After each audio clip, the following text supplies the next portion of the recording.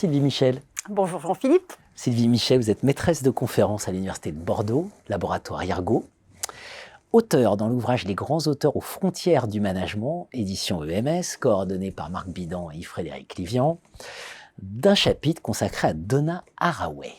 Le chapitre est intitulé « Pour une pratique scientifique partielle et relationnelle en management ». Alors, qui est Donna Haraway ? Alors, lorsque Marc Bidan m'a proposé de participer à cette aventure menée en collaboration avec Aurélia Michaud-Trévinal de l'Université de La Rochelle, que je salue, nous avons pensé rapidement à traiter de Donna Haraway. Alors, Donna Haraway est née en 1944 aux États-Unis, au Colorado. Elle est toujours en vie actuellement. Elle est professeure émérite à l'Université de Californie à Santa Cruz.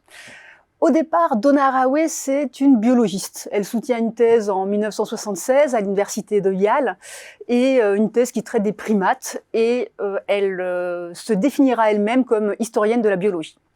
Mais Donna Haraway, c'est aussi une féministe, connue pour un texte relativement célèbre qui s'appelle le Manifeste Cyborg, qui lie recherche féministe et étude de la technologie. Aujourd'hui, Donna Haraway est considérée comme une historienne des sciences, comme une philosophe, et ses travaux épistémologiques reposent sur les recherches féministes. Et c'est ce versant de sa pensée, et notamment un concept qui s'appelle les savoirs situés, que nous avons voulu mettre en avant dans ce chapitre. Très bien. Alors, peut-être, vous dites que nous avons voulu mettre en avant. Qu'est-ce que ça apporte de la mettre en avant? Qu'est-ce qu'on voit qu'on ne voyait pas avant? Alors, les concepts situés, deux raisons essentielles pour les mettre en avant dans le management. La première raison, on peut remarquer qu'en management, les réflexions épistémologiques ne sont pas en dehors de notre discipline, même pas à la frontière, mais pleinement intégrées. Pourtant, quand on regarde les travaux de Donna Haraway, plus largement les travaux qui reposent sur les épistémologies du point de vue, ou encore plus largement les travaux de recherche féministe, on s'aperçoit, ou en tout cas il nous semble, que notre discipline reste hermétiquement fermée. Donc l'objectif de cet ouvrage, en présentant le concept de savoir situé, c'est de s'inscrire dans la recherche féministe avec un double projet, toujours, un projet sociopolitique et un projet épistémologique. En ce qui concerne les savoirs situés en eux-mêmes, Donna Haraway mène une critique de la science qui se voudrait universelle, objective, neutre, avec un ancrage positiviste où le chercheur va découvrir les lois universelles, avec un réel qui lui est donné sur un plateau. Et elle nous fait comprendre que finalement, cette science ne serait que patriarcale, capitaliste, voire raciste.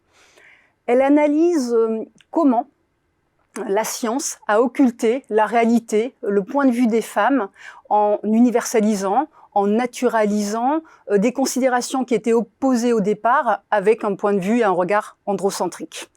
Donc pour elle, les savoirs ne sont pas universels, ils ne sont pas neutres ni objectifs, les savoirs sont partiels et partiaux. Et c'est là que ça devient passionnant avec Donna Haraway parce qu'elle va plus loin. Le positionnement féministe ne constitue pas une garantie d'objectivité. Parce que tous les savoirs sont situés.